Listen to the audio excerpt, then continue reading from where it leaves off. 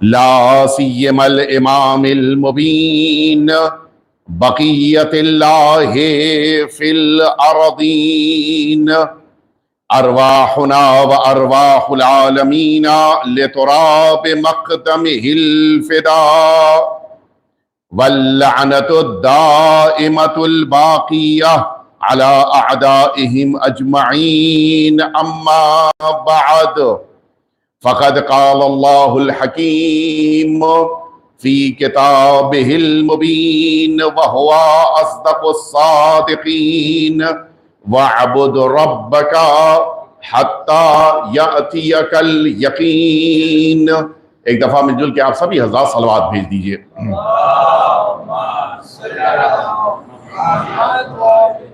عزیزان محترم، مسلسل آپ حضرات عقائد کی دنیا میں یقین کی اہمیت اس عنوان کے تحت گفتگو کو سماعت فرما رہے ہیں، اور آپ حضرات کے درمیان گفتگو کے لیے مختلف موضوعات کو قرار دیا گیا ہے تاکہ ہم سب اپنے عقائد کی دنیا میں اس یقین کے مرحلے کو حاصل کر سکیں جسے اللہ رب العزت نے لازم قرار دیا ہے۔ نتیجہ یہ ہوگا کہ پھر انسان کی عبادتیں، انسان کی بندگی، انسان کی نیائش اللہ کی بارگاہ تک پہنچے گی اور اللہ رب العزت قبول کرے گا۔ جس آیت شریفہ کو میں نے آپ کے سامنے عرض کیا ہے، ارشاد رب العزت ہے کہ عبادت کرو پروردگار کی یہاں تک کہ تمہارے اندر یقین پیدا ہو جائے۔ یعنی اس کے معنی ہے کہ یقین کی اہمیت اتنی زیادہ ہے کہ اس مرحلے تک انسان کے لیے ضروری ہے کہ خود کو پہنچائے۔ یقین اگر شک کے ساتھ ہے، یعنی یقین نہیں آ رہا ہے اور شک کی دنیا میں زندگی گزار رہا ہے یہ انسان، تو یقیناً یہ انسان کامیاب نہیں ہوگا۔ یہ شبہات انسان کو اندر سے کھوکھلا کر دیتے ہیں، اور اسی بنا پر ہماری اور ہم سب کی گویا ایک بہت بڑی ذمہ داری یہی ہوتی ہے کہ اپنے گھروں میں اپنی اولاد کے درمیان یہ غور کریں کہ کہیں کسی قسم کا شک، شبہ یا کوئی اور مسئلہ تو نہیں ہے کہ جس کی بنا پر انسان عقائد سے دور ہو رہا ہے۔ بہت سے مسائل جو ہمارے درمیان پیدا ہوتے ہیں ان کی ایک وجہ یہی ہے کہ والدین یا وہ اساتذہ کہ جن کو دیکھنا چاہیے تھا وہ ان پر توجہ نہیں دے پائے، نتیجے میں اگر یہ شک پیدا ہوا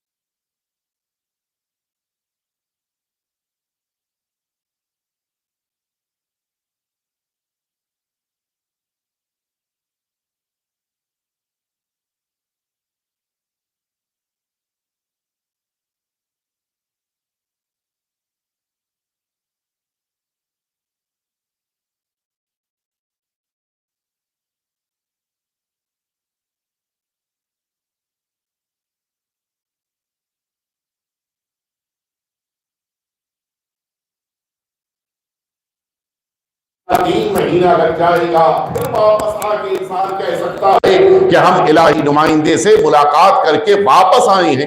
توجہ فرمائی آپ نے، یہ اس زمانے میں تھا۔ آج کے دور میں انسان کے لیے ملاقات کرنے کے لیے 3 مہینے کی ضرورت نہیں ہے۔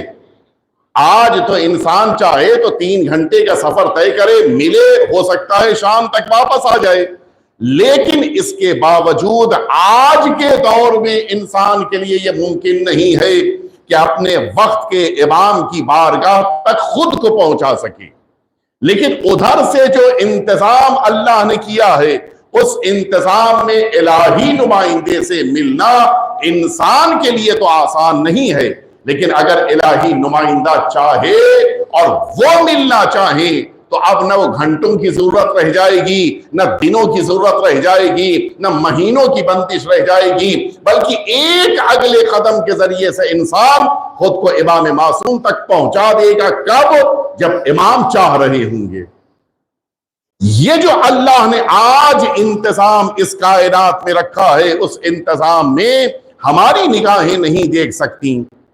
اس انتظام کے تحت ہم اپنے وقت کے امام تک خود کو نہیں پہنچا سکتے، لیکن اگر وہ چاہ جائیں، نتیجہ یہ ہوگا کہ ساری انتظامات خود بخود پیدا ہوتے جائیں گے، اور پھر یہ انسان اپنی نگاہوں سے اپنے امام کو دیکھے گا۔ لیکن یہاں درمیان میں ایک جملہ میں ضرور عرض کر دوں، چونکہ آج میرا موضوع یہی ہے، میں ایک جملہ ضرور عرض کر دوں۔ بہت سارے اوقات انسان اپنے امام کی بارگاہ میں ہوتا ہے، لیکن چونکہ وہ پہچان نہیں پاتا ہے، تقریباً جتنے واقعات آپ کے درمیان آخری امام سے متعلق ہیں، ان واقعات پہ اگر غور فرمائے آپ کو پتا چلے گا کہ اکثر واقعات میں انسان پہچان نہیں پایا۔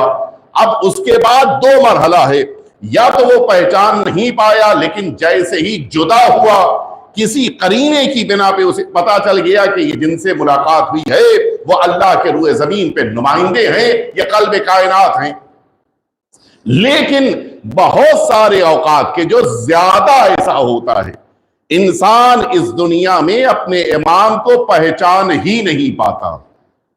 ملا، اپنا کام بھی امام کے ذریعے سے اس نے حل ہوتے ہوئے دیکھا، حتیٰ امام نے اسے خطاب بھی کیا، لیکن اس کے باوجود نہیں پہچان پایا۔ اور اب وہ روایت کی جو کہہ رہی ہے کہ میدان محشر میں جس موقع کے اوپر اپنے آخری امام کی بارگاہ میں بہت سے مؤمنین حاضر ہوں گے، وہ یہ کہیں گے کہ اچھا یہ امام ہیں، انہوں نے تو فلاں موقع پر میری مدد کی تھی، فلاں مشکل میری حل کر دی تھی، فلاں کام رکا ہوا تھا، انہوں نے اس کو حل کر دیا تھا۔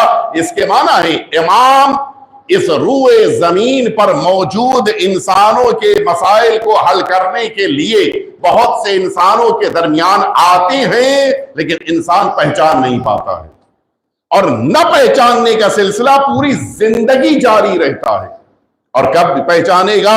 جس موقع کے اوپر میدان محشر میں اپنے امام کی بارگاہ میں حاضر ہو رہا ہے۔ اسی لیے ہماری ذمہ داریوں میں سے ایک ذمہ داری ہے کہ ہم اپنے امام کو پہچاننے کے لیے، امام سے مدد لینے کے لیے، امام کی بارگاہ میں حاضر ہونے کے لیے، امام سے استغاثہ کرنے کے لیے، امام سے مدد طلب کرنے کے لیے اللہ کی بارگاہ میں دعا کریں۔ یہ جو جملہ اللہم ارنی طلعت الرشیدہ، یہ جملہ کہ جس کے پڑھنے کے لیے تاکید ہے کہ انسان صبح میں اپنے پروردگار سے دعا کرے، اس کا ایک مفہوم یہ بھی ہے کہ پروردگار امام کو دکھا دے۔ جو ترجمہ یہی ہے، اللہم ارنی، اے میرے پروردگار مجھے دکھا دے۔ البتہ طلعت الرشیدہ سے یہ بات سمجھ میں آتی ہے کہ پروردگار مجھے اس زمانے میں، کہ جس زمانے میں امام اس روئے زمین پہ جلوہ فگن ہو، ساری نگاہیں دیکھ رہی ہو، اس زمانے کے لیے کہا گیا۔ لیکن عام شکل میں جب ارنی کا ترجمہ ہوگا تو کیا ہوگا؟ پروردگار مجھے امام کو دکھا دے۔ یعنی اس کے کیا معنی ہے؟ ہم سے اس بات کے لیے کہا جا رہا ہے کہ ہم امام کی زیارت کے لیے اللہ سے دعا کریں، ہمیں امام سے ملنے کا موقع مل جائے، امام کی بارگاہ میں حاضر ہونے کا شرف مل جائے، لیکن پہچاننا نہ پہچاننا یہ امام کے اختیار میں ہے۔ بہت سارے اوقات ایسا ہوتا ہے کہ انسان اپنے امام کی بارگاہ میں حاضر ہوا، پہلی صورت روبرو حاضر ہے، امام کو پہچان رہا ہے، دوسری صورت امام کی بارگاہ میں موجود ہے لیکن امام نے پہچاننے کے باوجود یہ اختیار نہیں دیا کہ امام سے اس انداز میں گفتگو کرے کہ جس انداز میں امام سے گفتگو ہونی چاہیے۔ یہ بھی بہت سارے واقعات میں ہوا۔ تیسرا مرحلہ وہ ہے کہ جس میں امام نے اصلاً نگاہوں پر ایسا پہرا لگا دیا کہ اب یہ انسان امام کو نہیں پہچان پا رہا ہے۔ لیکن ان سارے مرحلوں میں، اب میں اصل موضوع تک آپ کو لے کے آ گیا، ان سارے مرحلوں میں اگر امام کی بارگاہ تک پہنچا ہے تو انسان کے اندر یقین کامل پیدا ہو جاتا ہے۔ یہ یقین پیدا ہو جاتا ہے کہ جس ذات کی بارگاہ میں میں حاضر ہوا ہوں وہ اللہ کے نمائندے ہیں۔ یہاں تک تو ٹھیک ہے، لیکن اب ظاہر ہے کہ میں اپنے موضوع پہ چونکہ آ گیا لہٰذا اس بات کی طرف اشارہ کرتا چلوں، پھر ذہنوں میں یہ سوال پیدا ہوتا ہے کہ جن لوگوں نے اپنے امام کی بارگاہ میں حاضر ہونے کا شرف نہیں پایا پھر ان کے پاس تو یقین نہیں ہوگا۔ نہیں، ایسا نہیں ہے۔ یقین کا تعلق ہمارے دل کے اس حصے سے ہے اور ہمارے ذہن اور ہماری عقل کے اس حصے سے ہے کہ جہاں پر یہ احساس ضروری ہے کہ اس کائنات کا ایک ذمہ دار، اس کائنات کا ایک نمائندہ پروردگار اس وقت دنیا میں موجود ہے۔ یہ یقین ضروری ہے۔ اور یہ یقین کیسے پیدا ہوگا؟ دیکھیے، یہ بات میں آپ سبھی موجود ہیں اور سبھی اس بات سے بخوبی واقف ہیں کہ چیزوں کے یا ذوات کے دیکھنا کی شرط نہیں ہے۔ میں اور لفظ شاید مشکل ہو گئی، آسان کر دوں، کسی بھی مخلوق پروردگار کے لیے میں دیکھوں یہ شرط نہیں ہے۔ میرا دیکھنا معیار نہیں ہے، ان کا ہونا ضروری ہے۔ توجہ فرمائیں، دونوں میں بہت فرق ہے۔ بہت سارے اوقات ایسا ہوتا ہے کہ بہت ساری ایسی مخلوقات پروردگار ہیں جنہیں ہم نے آپ میں سے کسی نے نہیں دیکھا ہے لیکن یقین سب کو ہے۔ جیسے مثال کے طور کے اوپر فرشتوں کے وجود پر کس کو یقین نہیں ہے؟ دیکھا کسی نے نہیں ہے۔ جن کے وجود پر کسے یقین نہیں ہے؟ دیکھا کسی نے نہیں ہے۔ اور میں ایک اور واضح سی مثال دے دوں، البتہ یہ نگیٹو طرف میں لے کے نہیں جانا چاہتا لیکن ظاہر ہے کہ ذہن کے لیے ایک دلیل ہمارے پاس سامنے موجود ہے۔ ہم سب جس موقع کے اوپر کسی عبادت کے لیے کھڑے ہو رہے ہوں ہم سب کہتے ہیں کہ اعوذ باللہ من الشیطان الرجیم۔ کس سے پناہ مانگ رہے ہیں؟ اچھا، مسجد ہے، امام بارگاہ ہے کہ جہاں کے اوپر 100 مومنین کھڑے ہوئے اللہ کی بارگاہ میں کہ خدا را مجھے شیطان سے بچا لے، یعنی ایک وہی شیطان ہے کہ جس کو دیکھا کسی نے نہیں ہے، 100 کے 100 مان رہے ہیں۔ اور اسی لیے ہوتا ہے جہاں کسی شخص کو اگر پکڑ لیا جائے تم نے یہ گناہ کیا، کیا کیوں؟ شیطان نے بہکایا۔ آپ نے دیکھا یا اس نے دیکھا کہ شیطان نے بہکایا؟ نہیں، شیطان کے وجود پر اتنا یقین ہے، اتنا یقین ہے کہ کبھی کبھی تو ایسا ہوتا ہے کہ بڑی آسانی کے ساتھ انسان خود پہ بھروسہ نہ کر رہا ہو شیطان پہ بھروسہ کر لیتا ہے۔ بچوں سے بھی اگر پوچھا جائے تو شیطان کے بارے میں ان کو 100% یقین ہے، جبکہ شیطان وہ ہے کہ جو انسانوں کو بہکاتا ہے۔ تو جب ذات پروردگار کی بارگاہ سے بھٹکانے والا شیطان موجود ہے تو ذات پروردگار کی بارگاہ تک لے جانے والا کوئی ہادی بھی ہونا چاہیے، ورنہ یہ نظام کائنات درہم برہم ہو جائے گا۔ اس لیے کہ اگر بھٹکانے والا ہے اور ہدایت کرنے والا نہیں ہے تو یہ بڑی آسانی کے ساتھ انسان کہہ دے گا کہ پروردگار میں کیا کروں، میں تو مجبور تھا۔ لیکن انہی لمحات میں، جن لمحات میں انسان کے قدم ڈگمگا رہے ہوں، انہی لمحات میں اگر انسان الہی نمائندے کی بارگاہ میں آ کر استغاثہ کرے، آواز دے، انہی لمحات میں مدد ہوتی ہے۔ یہ عجیب ہے، یعنی اب وہاں کے اوپر وقت کی قید نہیں ہے کہ کتنی دیر میں یہ فائدہ نہیں۔ میں عرض کروں آپ کی خدمت میں، اسی لیے میں زیادہ نام نہیں لینا چاہتا، میں شخصیت کا نام لوں گا لیکن جس کے بارے میں گفتگو ہے ان کا نام نہیں لینا چاہتا۔ ہمارے اس بامبے شہر میں بھی ایک قوم موجود ہے کہ جو اپنے لیڈر کو امام حاضر کہتی ہے۔ نہیں پتا یہ لفظ سنا ہے نہیں سنا ہے؟ ان کے وہاں سارا اصرار یہ ہے کہ امام حاضر کہا جائے، اور اس پر بڑا ان کو اصرار ہے۔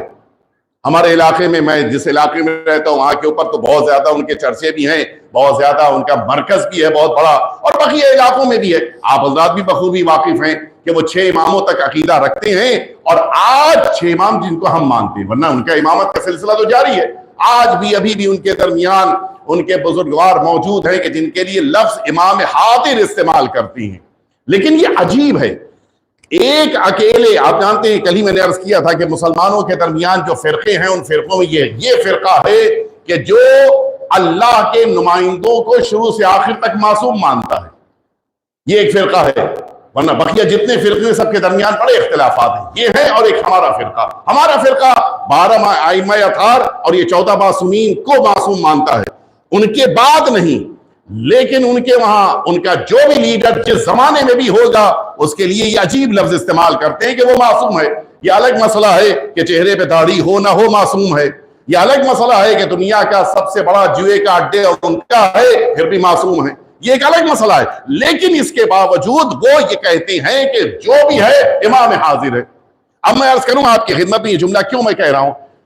آیت اللہ ڈاکٹر سندرالوی یہ بہت بڑے عالم ہیں، بزرگوار ہیں، حوزہ علمیہ قم سے تعلیم حاصل کی ہے، آیت اللہ ہیں، اور ڈاکٹریٹ بھی ہے ان کے پاس۔ اس بنا پر یہ آیت اللہ اور ڈاکٹر دونوں ہیں۔ یہ اس وقت امریکہ میں مشغول تبلیغ ہیں، اردو زبان، کیونکہ ان کی اصل زبان جو ہے وہ پاکستان کے اس علاقے کے ہیں کہ جس علاقے میں سندھی زبان چلتی ہے، لہٰذا اردو بھی جانتے ہیں۔ ان کی تقریریں بھی موجود ہیں۔ ان سے ایک بار اسی فرقے کے ایک مبلغ سے ملاقات ہو گئی، اور اس نے اعتراض کرتے ہوئے ان سے یہ بات کہی کہ آپ لوگ بڑے عجیب ہیں۔ کیوں بھائی، کیا عجیب بات ہے شیعہ قوم میں کہ آپ لوگ اسے مانتے ہیں جو امام غائب ہے، اور ہم اسے مانتے ہیں جو امام حاضر ہے۔ اور ظاہر سی بات ہے، حاضر غائب سے بہتر ہوتا ہے، معاذ اللہ۔ یہاں پہ جس مثال کو دینا چاہ رہے تھے، حاضر غائب سے بہتر ہوتا ہے۔ جو شخص موجود ہے وہ آپ کی مدد کر سکتا ہے، لیکن جو موجود نہیں وہ کیا مدد کرے گا؟ یہ ہوتا بھی ہے۔ مثال کے طور کے اوپر اگر آفس میں مثلا جس کو سائن کرنی وہ موجود ہے، آپ کا کام ہو جائے گا، لیکن اگر وہ آفس میں موجود نہیں ہے، کام نہیں ہوگا۔ آپ غائب کو مانتے ہیں، ہم حاضر کو مانتے ہیں، تو ہم تو بہرحال بہتر ہیں۔ ڈاکٹر سندرالوی نے جواب دیا کہ ٹھیک ہے، آپ امام حاضر کو مانتے ہیں، ہم امام غائب کو مانتے ہیں، لیکن ایک بنیادی فرق ہے۔ آپ کا امام حاضر تو اتنا بھی نہیں جانتا ہے کہ ان کے پیچھے کون کھڑا ہے، اور ہمارے امام غائب کو اللہ نے اتنا اختیار دیا ہے کہ اگر وہ ایسٹ میں ہیں اور ہم ویسٹ میں ہوتے ہوئے مدد مانگ لے تو وہ ویسٹ میں آ کر مدد کر دیتے ہیں۔ یہ جو بنیادی فرق ہے یہ حقیقتاً بڑی اہمیت رکھتا ہے۔ ہم صبح سے لے کے رات تک مسلسل اہل بیت اطہار کو پکارتے ہیں، اور آپ سبھی جانتے ہیں اگر مدد نہیں مل رہی ہوتی تو ہم میں سے کوئی نہ پکارتا۔ ہمارا مزاج ہے، صبح میں اٹھنے کے بعد ہم نے کسی کو اگر فون کیا، اس نے فون ریسیو کر لیا تو ٹھیک، نہیں کیا اتفاق سے کسی وجہ سے، گھنٹے 2 گھنٹے کے بعد پھر فون کیا، پھر ریسیو نہیں ہوا، پھر 1 آدھ گھنٹہ گزرنے کے بعد پھر فون کر لیا، اور اب تو ہمارے غصے کا عالم نہ پوچھیے۔ اور اگر اس کا فون پلٹ کے اب آ بھی جائے تو ریسیو کرنے کو دل نہیں چاہتا۔ کیوں؟ میں بار بار فون کر رہا تھا، نہیں اٹھا رہے تھے، کم از کم میسج ڈال دیا ہوتا، کم از کم پیغام دے دیا ہوتا کہ میں مصروف ہوں، کم از کم کال بیک کر لیا ہوتا۔ ہم تو 3 دفعہ فون کرنے کے بعد 4تھی دفعہ فون کرنے پہ تیار نہیں ہے۔ اور یہاں عالم یہ ہے کہ صبح سے لے کے رات تک یا علی کہتے ہوئے زبان نہیں تھکتی ہے۔ یہ اس بات کی علامت ہے اگر ہم نے مولا کو پکارا اور مدد نہ ملی ہوتی تو پھر آئندہ نہ پکارتے۔ یہ پکارنا بتا رہا ہے کہ ہمارے وجود کے اندر امام کے وجود کے لیے یقین پایا جاتا ہے۔ اور میں اس لیے تاکیداً کہہ رہا ہوں کہ اگرچہ بہت ساری باتیں ایسی ہوتی ہیں کہ جن باتوں پہ توجہ ہم اس لیے نہیں دیتے کہ مثلاً یہ عوام کے درمیان مشہور ہے، نہیں، خود امیر المؤمنین کو پکارنا، خود اولاد امیر المؤمنین کو پکارنا، خود آخری امام کو پکارنا، یہ خود ہمارے یقین کی دلیل ہے، یہ ہمارے یقین کا ایک حصہ ہے۔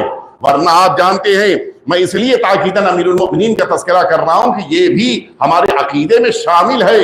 آپ جانتے ہیں آخری امام کو جس موقع کے اوپر ہم نے پکارا، ہمارے عقیدے کے مطابق وہ باحیات ہمارے سامنے نہیں ہے، لیکن اس کے باوجود کائنات میں موجود ہیں اور کائنات آپ کی بنا پر موجود ہے۔ لیکن 11ویں امام اور 11ویں امام کے والد اور ان کے والد اور ان کے والد، یہ جو ایک سلسلہ ہے، ان میں کہیں نہ کہیں آپ کے عقیدے میں یہ بات شامل ہے کہ وہ ظاہری طور پہ دنیا سے رخصت ہو چکے ہیں۔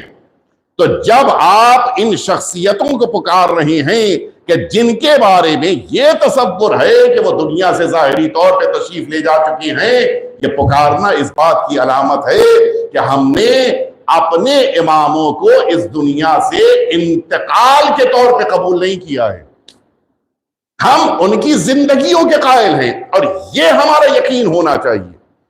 میدان کربلا میں سرکار سید الشہداء کی زیارت کے لیے آج پوری قوم جمع ہو رہی ہے، پوری دنیا سے مومنین جمع ہو رہے ہیں، کیوں؟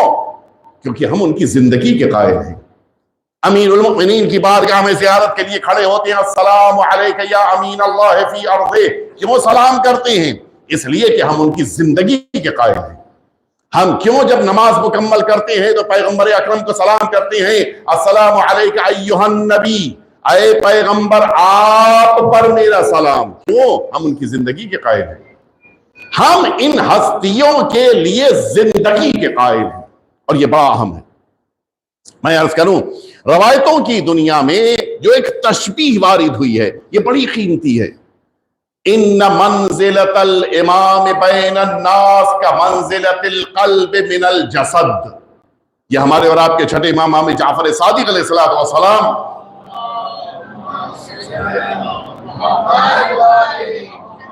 اس سے بہتر بھی صلوات ہو سکتی تھی۔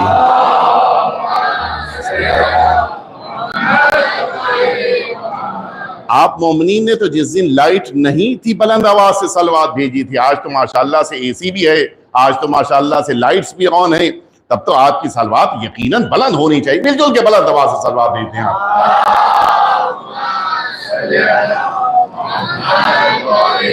مولا نے جو تشبیہ دی ہے، کیا فرماتے ہیں؟ فرماتے ہیں لوگوں کے درمیان امام ٹھیک اسی طرح سے جس طرح سے انسانی وجود کے اندر یہ دل پایا جاتا ہے۔ انسان کا دل اگر دھڑک رہا ہے تو پھر اس کے معنی ہے کہ انسان زندہ ہے۔ ہمارے محترم ڈاکٹر صاحب موجود ہیں، کل بھی اتفاق سے میں ڈاکٹر صاحب کے ساتھ تھا۔ ہمارے وجود کے اندر یہ دل کی بڑی اہمیت ہے، اور اسی لیے اگر آپ غور کیجئے، ابھی آپ یہاں سے واپس پلٹیں گے اپنے اپنے گھروں کو، جس موقع کے اوپر بستر پہ لیٹ گئے آپ، آنکھیں سو رہی ہیں، زبان سو رہی ہے، ہاتھ پیر سو رہے ہیں، حتیٰ دماغ سو رہا ہوتا ہے، لیکن ایک ہے جو جاگ رہا ہے، اور اسی کے جاگنے کی بنا پر سب سو کر بھی جاگ رہے ہیں۔ آنکھ سونے کے باوجود زندہ ہے، کان سونے کے باوجود زندہ ہے، کیوں؟ اس لیے کہ وہ ایک ہے کہ جو زندہ ہے، ایک ہے جو دھڑک رہا ہے۔ نتیجہ کیا ہے؟ اس ایک کی زندگی سے پورے انسان کے سارے اعضائے بدن سب زندہ ہیں۔ آپ نے غور فرمایا؟ اس کے معنی ہے کہ وہ ایک دل کی اہمیت اتنی زیادہ ہے۔ میں عرض کروں آپ کی خدمت میں، سب سے پہلے جو انسانی وجود میں انسان کی زندگی کی علامت قرار پاتی ہے وہ کیا چیز ہے؟ یہ سانس نہیں ہے۔ سانس کب لیتا ہے ایک بچہ؟ دنیا میں آنے کے بعد۔ جب تک دنیا میں نہیں آیا کیسے پتا چلے گا کہ بچہ زندہ ہے؟ کیسے پتا چلے گا؟ یہ ہارٹ بیٹ سے۔ انسان کے وجود میں سب سے پہلے جو شے زندگی کی علامت بنتی ہے وہ انسان کے دل کی دھڑکن ہے، اور سب سے آخر میں انسانی وجود میں جو چیز تھمتی ہے وہ یہی انسان کا دل ہے۔ ہاتھ پیروں میں جان ختم ہو چکی ہے، دماغ کی جان ختم ہو چکی ہے، پھر بھی وینٹیلیٹر پہ، کیوں؟ اس لیے کہ دل دھڑک رہا ہے۔ جس دن دل کی دھڑکن ٹھہر گئی ختم ہو جائے گا۔ یعنی سب سے زیادہ جو انسانی وجود میں شروع سے آخر تک انسان کا ساتھ دیتا ہے وہ یہ دل ہے، اور اب آپ سمجھے کیوں امام معصوم کے لیے روایتوں نے کہا کہ امام معصوم اول و آخر میں موجود ہیں. جب کائنات میں کچھ نہیں تھا یہ معصومین موجود تھے. کائنات میں ایک وہ دن آئے گا جب کچھ نہیں ہوگا یہ معصومین موجود ہوں گے. کیوں؟ اس لیے کہ یہ قلب کائنات ہیں. ان کے وجود کی بنا پہ کائنات زندگی پا رہی ہے. یہ قلب کائنات ہے. اور اسی لیے آپ کسی اچھے سے اچھے ڈاکٹر کے پاس چلے جائیے, مجھے دل دکھا دیجئے. ڈاکٹر صاحب مجھے دل چاہتا ہے کہ اپنا دل دیکھ لوں, دھڑک بھی رہا ہے نہیں دھڑک رہا ہے. اس کا کیا جواب ہوگا؟ میں نکال کے دکھائے تو دیتا ہوں, ٹیبل پہ رکھ دوں گا, لیکن آپ اس لائق نہیں ہوں گے کہ دیکھ پائیں گے. دیکھ پائیں گے نہیں. دل باہر آیا, آپ گئے, ختم. ڈاکٹر صاحب کیسے پتا چلے کہ میرا دل دھڑک رہا ہے؟ دیکھنا ضروری ہے. نہیں, دیکھنے کی ضرورت نہیں ہے, دل کے دھڑکن کی ضرورت ہے. کیسے پتا چلے دل دھڑک رہا ہے؟ بڑا آسان طریقہ ہے. اپنے وجود کو دیکھ لو. تمہاری آنکھ, اس کی پلک جھپک رہی ہے نہیں جھپک رہی ہے؟ تمہاری زبان بول رہی ہے نہیں بول رہی ہے؟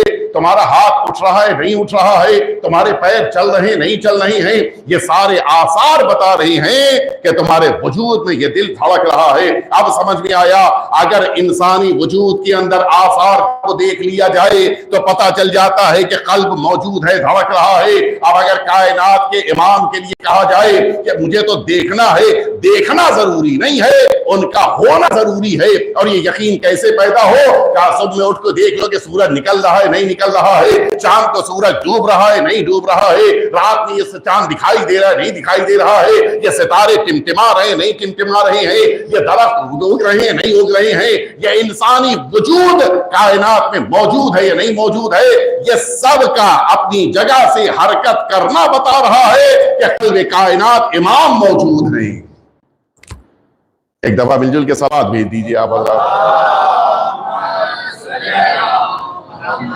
اور اب جب امام کا وہ جملہ کہ ان منزلۃ الامام بین الناس بمنزلۃ القلب من الجسد, یہ سب سمجھ میں آیا.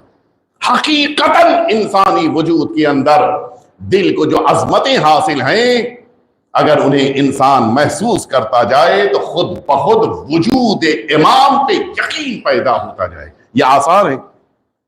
اور یہ عجیب ہے, جو آثار ذات پروردگار کے وجود کے لیے ہیں وہی آثار امام کے وجود کے لیے بھی ہیں. ضرورت اس بات کی ہے کہ ہم توجہ دیں, محسوس کریں. اگر کائنات باقی ہے تو قلب کائنات موجود ہے. اگر کائنات میں وہ گردش باقی ہے تو پھر اس کے معنی ہے کہ اس کائنات کی گردش کا ذمہ دار بھی موجود ہے. اور اسی لیے جن شخصیتوں کو یقین, اس لیے میں عرض کر رہا ہوں کہ ہمیں امام معصوم سے متعلق یقین کامل ہونا چاہیے. ذرا بھی شک کا مرحلہ نہیں ہے, شک کی گنجائش نہیں ہے. میں عرض کروں آپ کی خدمت میں, حقیقت یہ ہے کہ جن شخصیتوں کو یقین ہوتا ہے وہ اسی یقین کے ساتھ آگے بڑھتی ہیں. آپ نے یقیناً ایک کتاب کا نام بہت سنا ہے, کتاب کامل الزیارات. میں سمجھتا ہوں شاید ہی کوئی ایسا مؤمن ہو کہ جس نے اس کتاب کا نام نہ سنا ہو. یہ کتاب کب لکھی گئی ہے؟ یہ بالکل غیبت صغرا کے ختم ہونے کے بالکل بعد لکھی گئی ہے. غیبت صغرا کے ختم ہونے کے 30 سال کے اندر لکھی گئی ہے کتاب. عام شکل میں اتنے اطمینان سے کوئی بات کہنا مشکل ہوتا ہے. کیوں میں یہ جملہ کہہ رہا ہوں؟ اس لیے کہ امام نے فرمایا ہے. اس کتاب کے مؤلف ہیں ابن قولویہ, جو ابن بابویہ کے نام سے مشہور ہیں, کہ جو قمی تھے. اور یہ واقعہ ہے 339 ہجری کا. 339 آپ سمجھ گئے. 329 ہجری قمری میں غیبت صغرا ختم ہوئی ہے, غیبت کبریٰ شروع ہوئی ہے. پورے 10 سال کے بعد کا واقعہ. اور یہ وہ زمانہ تھا 339 کا. یہ وہ زمانہ تھا کہ جس زمانے میں یہی قرامطہ, اتفاق یہ ہے کہ اس قوم کا, ان لوگوں کا ذکر آج دوبارہ پھر آ رہا ہے. یہ قرامطہ وہ لوگ ہیں کہ جو 6 امام کو مانتے ہیں. ان کی ایک شق, ان کا ایک حصہ قرامطہ کہلاتا ہے. وہ اپنی وجوہات ہیں کہ جن کی بنا پہ یہ قرامطہ وہ لوگ ہیں کہ جو جناب اسماعیل کے جو چھٹے امام کے بیٹے ہیں انہیں زندہ مانتے تھے. اور اس بنا پہ یہ کرامتہ کہلائے ہیں. یہ 12ویں امام کے زمانے تک ہیں اور آج بھی ہیں کرامتہ. البتہ یہ اس وقت انڈیا میں نہیں ہے، یہ تقریباً یہ مصر کے کچھ علاقوں میں ابھی بھی موجود ہیں. اور یہ اس زمانے کی میں بات کر رہا ہوں جو 1 سال پہلے 339 میں نے عرض کیا، اس سے جسٹ 1 سال پہلے، یعنی 338 ہجری قمری میں انہوں نے خانہ کعبہ میں آ کر حجر اسود کو یہاں سے اکھاڑ کر مصر لے جانا چاہا تھا. کیوں؟ انہیں یہ لگتا تھا، یہ دیکھیے جب انسان معصوم سے دور ہو جائے تو یہ نتیجہ ہوتا ہے. انہیں یہ لگتا تھا کہ کعبے کی ساری عظمت اس بنا پر ہے کہ اس میں حجر اسود ہے. حجر اسود کو جہاں پہنچا دیا جائے گا کعبہ وہیں بن جائے گا. یہ عجیب فلسفہ. اور نتیجے میں حجر اسود کو اسی خانہ کعبہ سے لے کر یہ پورا فرقہ، بڑی جنگ ہوئی، بڑے قتل و غارت ہوئی، بڑے اختلافات ہوئے، بڑے جھگڑے ہوئے، سب کچھ لے کے یہ نکل پڑے، جن کے لیے تاریخ کہتی کہ 70 اونٹ کھینچ رہے تھے اور پیچھے ایک لکڑی کے تختے کے اوپر اسے رکھا گیا تھا اور یہ 70 اونٹ کھینچ نہیں پا رہے تھے. چھوٹا سا حجر اسود، اسے نہیں کھینچ پا رہے تھے. 70 اونٹ، جو اونٹ اپنی پیٹھ پر 4-5 آدمیوں کو بٹھا لیتا ہے اور پھر سامان بھی لدا ہوتا ہے، یہ سب کو کھینچ لیتا ہے، وہ ایک چھوٹے سے حجر اسود کو نہیں کھینچ پا رہے تھے. 70 اونٹ. اور پھر جب ان کو وہاں جانے کے بعد انہوں نے ویسی ایک عمارت بنائی اور اس میں لے جا کے حجر اسود کو نصب کیا گیا. کوئی نہیں آیا، دنیا سے کوئی بھی نہیں گیا خانہ کعبہ کو سمجھنے کی خانہ کعبہ ہے. مصر کوئی نہیں گیا. 1 سال کے بعد ان کو احساس ہوا، عالم اسلام نے، اس زمانے کے اختلاف بھی ہوا، بڑے لوگوں نے اعتراضات کیے اور پھر نتیجے میں بظاہر 2 سال یا 3 سال یا 1 سال، یہ تینوں باتیں نقل کی گئی، مجھے اس تفصیل میں نہیں جانا ہے. 339 ہجری قمری میں اب ان لوگوں نے کہا کہ ٹھیک ہے، حجر اسود کو دوبارہ ہم اسی جگہ تک پہنچا دیں گے جہاں سے لے کے آئے تھے. اور اب یہ 339 ہجری قمری میں حجر اسود کو دوبارہ لے جایا جا رہا تھا اور تاریخ معین ہو چکی تھی، عالم اسلام کے درمیان اعلان ہو چکا تھا کہ 8 ذی الحجہ کو یہ حجر اسود نصب کیا جائے گا. آپ متوجہ ہو، یعنی حج کا زمانہ. اور اب آپ غور فرمائیے، تاریخ نے لکھا ہے کہ وہی حجر اسود کے جو خانہ کعبہ سے جب چھین کے لے جایا جا رہا تھا، اس موقع پہ 70 اونٹ نہیں کھینچ پا رہے تھے. اور اب جب واپس لایا جا رہا تھا تو ایک اونٹ کے پیٹھ کے اوپر یہ حجر اسود رکھا ہوا تھا اور وہ بھی یہ اونٹ تیزی کی طرف سے تیزی کے ساتھ چلا جا رہا تھا. حق کی طرف جس موقع پہ گامزن ہونا ہو، پھر وہاں پہ یہ مسئلہ نہیں ہوتا کہ وزن پیدا ہو جائے. وزن تب پیدا ہوتا ہے جب حق سے دور جا رہے ہیں. انسان محسوس نہیں کرتا. حجر اسود کو بھیجا جا رہا ہے. اب یہاں کے اوپر میں نے جن کا ذکر کیا تھا، کس کا ذکر کیا تھا؟ کامل الزیارات کتاب کے رائٹر، کہ جو ابھی تک کامل الزیارات پہ کوئی کام نہیں کیا تھا انہوں نے، ابن بابوائے قمی. انہیں اور ساری دنیا کو یہ پتا چل گیا کہ یہ حجر اسود لایا جا رہا ہے اور یہ عقیدے میں شامل ہے. اتفاقاً میں دیکھ رہا تھا، یہ عقیدہ صرف ہمارا نہیں ہے، یہ عقیدہ بقیہ امت مسلمہ کے درمیان بھی ہے. البتہ ذرا سی لفظوں کے ڈیفرنس کے ساتھ. ہمارے وہاں یہ ہے کہ جو بھی حجر اسود کو نصب کرتا ہے وہ اللہ کا نمائندہ ہوتا ہے، یا نبی ہوگا یا رسول ہوگا یا امام ہوگا. ہمارے وہاں شرط ہے، ان کے وہاں ولی ہونا کافی ہے. جو بھی حجر اسود کو نصب کرے گا وہ ولی پروردگار ہونا چاہیے. اسی لیے تاریخ میں لکھا ہے کہ رسالت مآب کے زمانے میں جب حجر اسود کو نصب کرنا تھا، حضور اکرم نے نصب کیا. سب سے پہلے جناب آدم کے ذریعے سے آیا ہے، جناب ابراہیم نے اس کو نصب کیا ہے، رسالت مآب نے نصب کیا ہے. حتیٰ جب یزید کے زمانے میں اسی خانہ کعبہ کے اوپر آگ برسائی گئی ہے اور یہ عمارت منہدم ہوئی تھی، اس کا وہ حصہ کہ جس میں حجر اسود لگا تھا وہ حصہ بھی گرا تھا. نتیجے میں جب حجر اسود کو نصب کی تاریخ برادران اہل سنت کی وہاں بھی ہے کہ جب یہ حجر اسود کو نصب کیا گیا، اس موقع پر ہمارے چوتھے امام سجاد علیہ السلام نے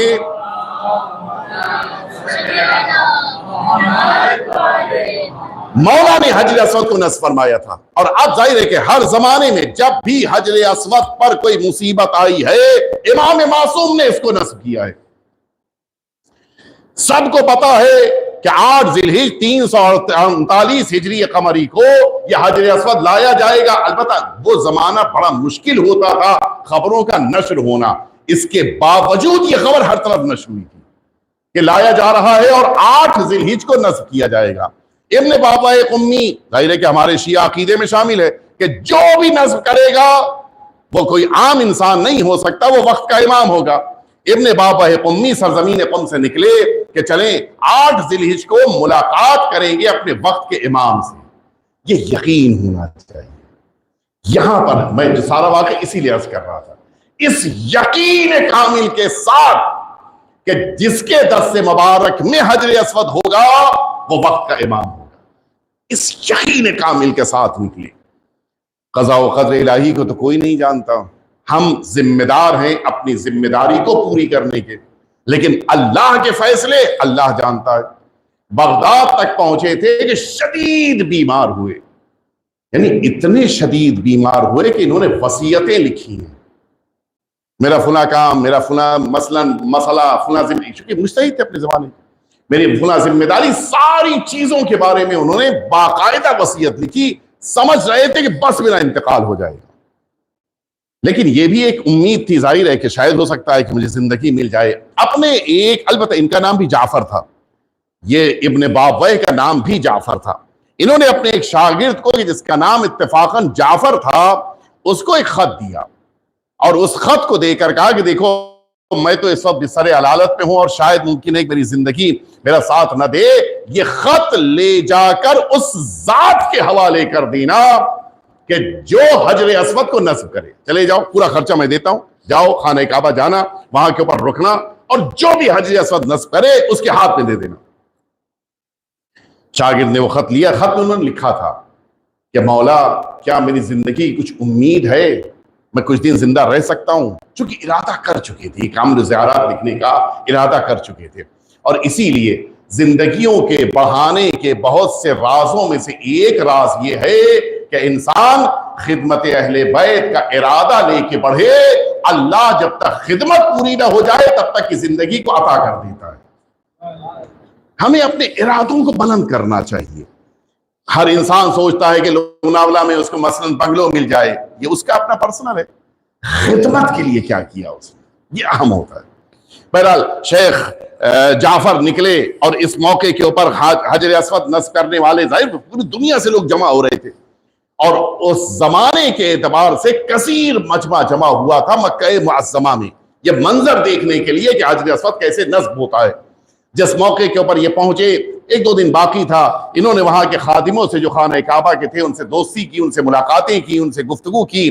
ظاہر ہے کہ کسی کے لیے ممکن نہیں تھا حجر اسود کے نصب کرنے کے موقع پر جو مجمع آنے والا تھا اس مجمع کے لیے ان لوگوں کے لیے ممکن نہیں تھا، خادموں کے لیے کسی قسم کا کوئی اختیار نہیں تھا. بہرحال انہوں نے بڑی مشکل سے راضی کیا ایک خادم کو کہ جو تمہیں جگہ دی جائے گی، ظاہر ہے خادموں کے لیے الگ سے جگہ رکھی جائے گی، جو تمہیں جگہ ملے وہ تھوڑا سا حصہ اس کا مجھے دے دینا. کچھ اس کے لیے رقم بھی دی انہوں نے کہ کچھ حصہ مجھے دے دینا، البتہ تمہیں آپس میں 2-3 لوگوں کے درمیان بانٹنا پڑے گا، اور مجھے اوپر لے کے، چونکہ ان کے لیے بلند جگہ بنائی جا رہی تھی، وہاں کے اوپر بلندی پہ مجھ کو کھڑے ہونے کا موقع مل جائے تاکہ میں بھی دیکھوں کہ کون حجر اسود نصب کرتا ہے. ان کو بھی وہ موقع ملا. اس دن بڑا عظیم مجمع تھا خانہ کعبہ میں، اور سارے مجمع کے درمیان ہر ایک کی نگاہیں ڈھونڈ رہی ہیں کہ کون ہے جو حجر اسود کو نصب کرے. حجر اسود خانہ کعبہ کے قریب میں رکھا ہوا ہے، ایک ٹیبل کے اوپر لا کے رکھا گیا ہے، اور انتظار ہے کہ اب کون آگے بڑھ کے اس حجر اسود کو نصب کرے. اس لیے کہ ساری امت کا یہ نظریہ ہے کہ ولی پروردگار ہونا چاہیے، یہ ہمارے عقیدے میں امام معصوم ہونا چاہیے. اچانک وہی مجمع کہ جو 1 انچ جگہ دینے کے لیے تیار نہیں تھا، بالکل وہی عالم کہ جو ہمارے چوتھے امام جس موقع کے اوپر حجر اسود کے قریب اور خانہ کعبہ میں حج کرنے کے لیے تشریف لائے تھے، مجمع جگہ کسی کو نہیں دے رہا تھا. امام آئے تو مجمع نے جگہ دینا شروع کر دی. دیکھا شیخ جعفر نے کہ یہی ایک مجمع کہ جو 1 انچ ہلنے پہ تیار نہیں ہے. اچانک یہ مجمع کائی کی طرف پھٹنا شروع ہوا، اور ایک بالکل جوان عرب، خوبصورت ترین عرب اس مجمع سے گزرتے ہوئے اس حجر اسود کے قریب آئے. آنے کے بعد اپنے دست مبارک سے جس حجر اسود کو 70 اونٹ کھینچ کے لے گئے تھے، اس حجر اسود کو اپنے ایک دست مبارک سے بلند کیا اور اسے آگے بڑھ کر حجر اسود کو اسی جگہ پہ جہاں پہ آج ہے، اسی جگہ کے اوپر امام نے نصب فرمایا۔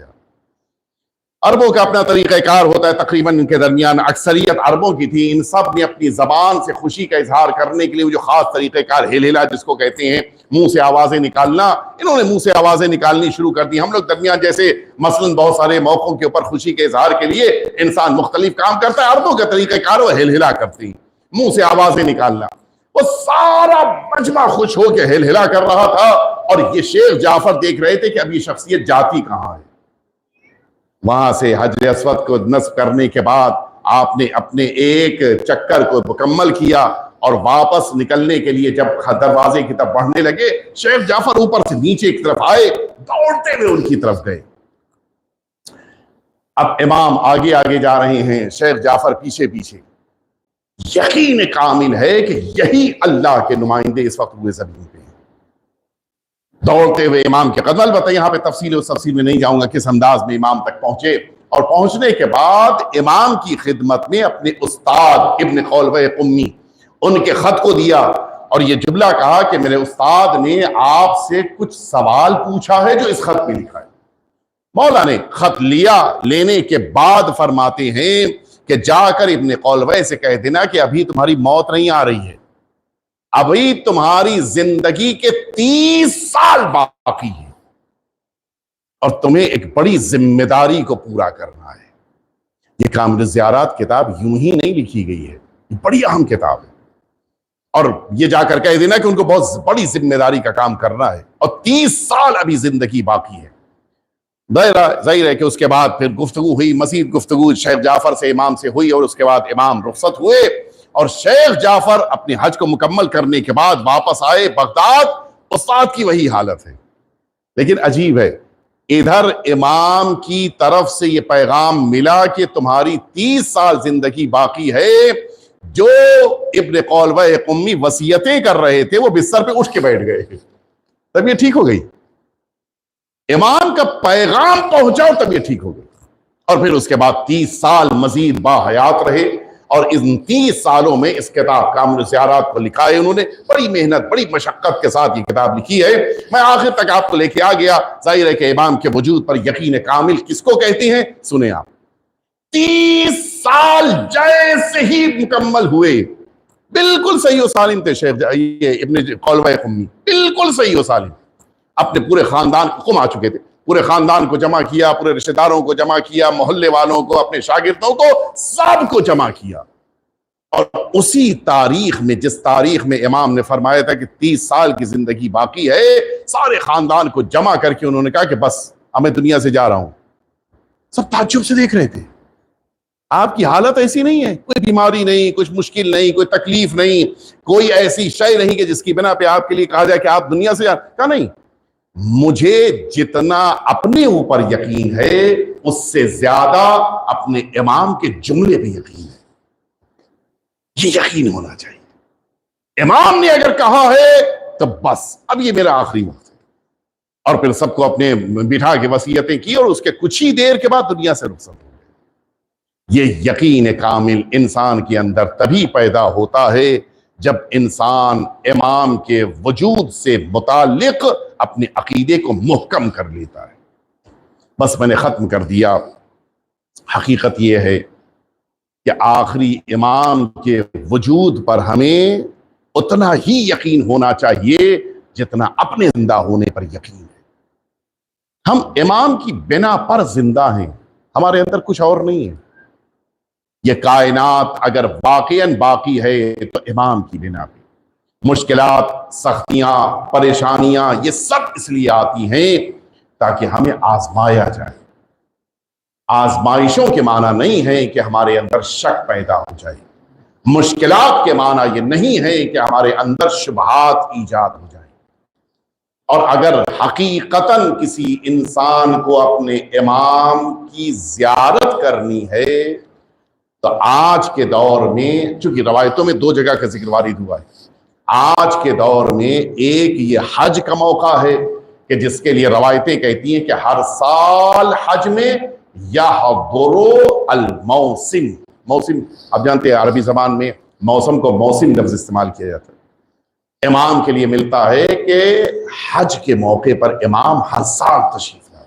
ایک وہ موقع کہ جو اگر موقع ملا تو عرض کروں گا کہ کس طرح سے عرفات کے میدان میں امام سے ملاقاتیں ہوئی ہیں، اور دوسری وہ جگہ کہ جہاں پر امام سر و بیشتر آتے ہیں، وہ کوئی اور جگہ نہیں ہے، یہ سرزمین کربلا ہے۔ نہ جانے کتنا عشق ہے امام کو اپنے جد مظلوم سے، اور اسی لیے بس میں نے اپنی بات کو ختم کر دیا، جلدی جلدی اس مرحلے تک آپ کو لے کے آ جاؤں۔ اکثر ملاقاتیں امام کی کربلا یا کربلا کے اطراف میں ہوئی، اچھی خاصی ملاقاتیں۔ آپ نے یقیناً نام سنا ہے سید مہدی بحر العلوم علیہ رحمت و رضوان، میں واقعہ نقل کر چکا ہوں اور آپ حضرات بھی اس واقعے کو متعدد موقعوں پر سن چکے ہیں، لیکن میں صرف اس لیے تاکہ ذہن متوجہ ہو جائیں کہ حقیقتاً میرے امام کو کتنی محبت ہے کربلا سے۔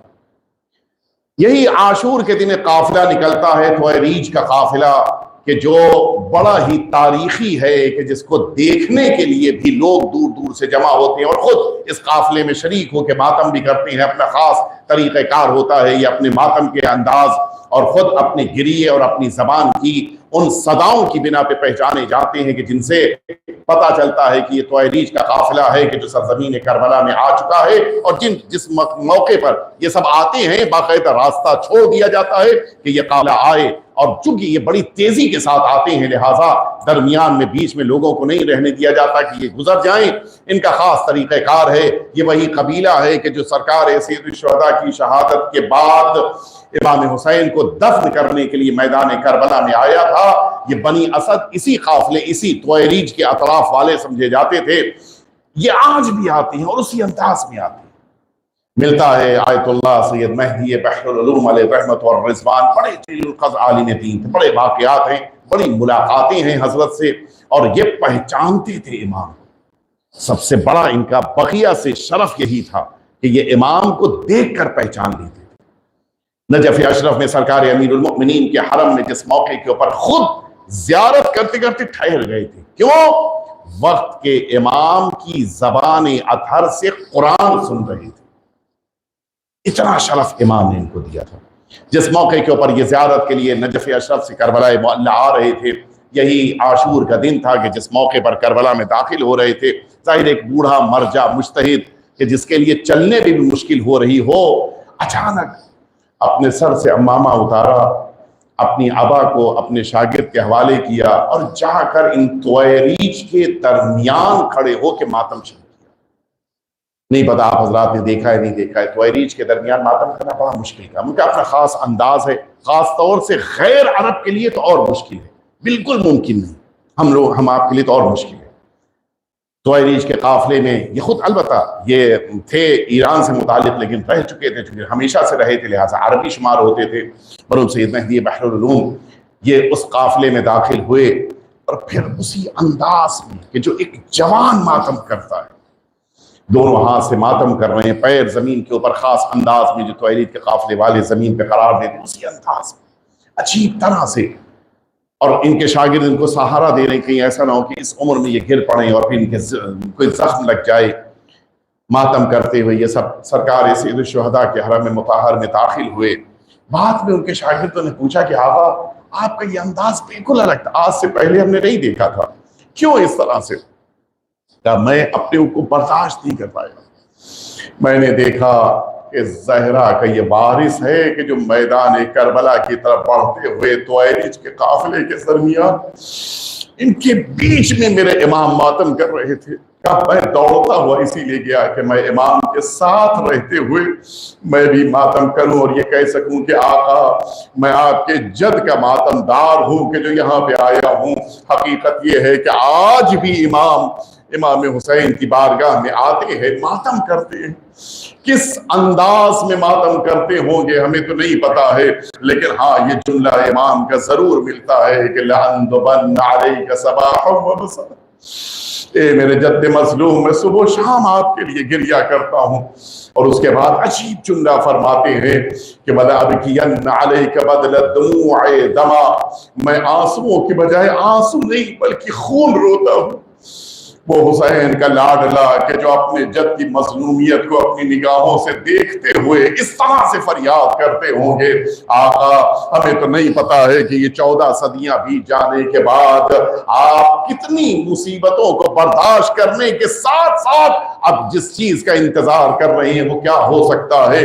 وہ تو تب پتا چلا کہ جب روایتوں نے بتایا کہ جب خانہ کعبہ میں وارث حسین آئیں گے، اسی کعبے کی دیوار سے ٹیک لگا کر اس موقع پر یہ جملہ کہیں گے کہ یا اہل العالم انا القائم المنتظر، میں وہی امام ہوں جس کا دنیا انتظار کر رہی تھی۔ اور اس کے بعد فرمائیں گے یا اہل العالم انا الصمصام المنتقم، وہ انتقام لینے والی تلوار میں ہوں۔ یہاں پر امام نے واضح نہیں کیا کہ کون سا انتقام لینا ہے، لیکن اگلے ہی جملے سے واضح فرما دیا، فرماتے الا یا اہل العالم ان جدی الحسین قتلوہ عطشانا، اے دنیا والو جان لو میرے جد حسین کو میدان کربلا میں پیاسا قتل کر دیا گیا۔